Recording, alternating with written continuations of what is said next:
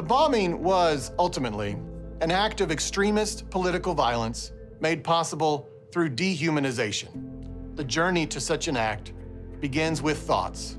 Those thoughts become words, and like a virus, those words are heard by others, and they pull out of the listener the thoughts and words that their better nature had previously rejected.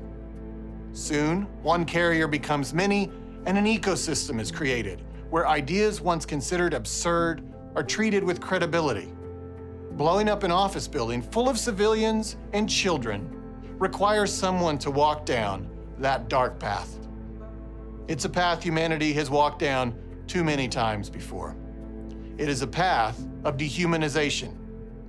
And even though it ends with the most evil and horrific acts imaginable, that path is largely lined with the simplest gesture we have: words.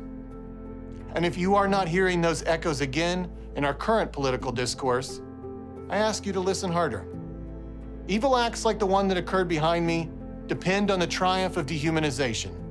The idea, first perpetuated through words, that you're different than me, that your motivations are not pure, that you are my enemy, the enemy of my people, and that this struggle is so real that all tactics must be on the table.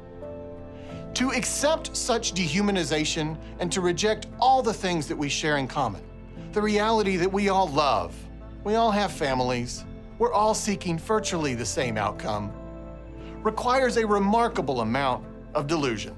Right now, I hear such words coming out of the mouths of some of the most prominent people in our country, and I see them echoed in daily life by those who know better. We should know how this story ends. But let this place be a reminder. We must have better conversations. We must reject dehumanization. We must love one another.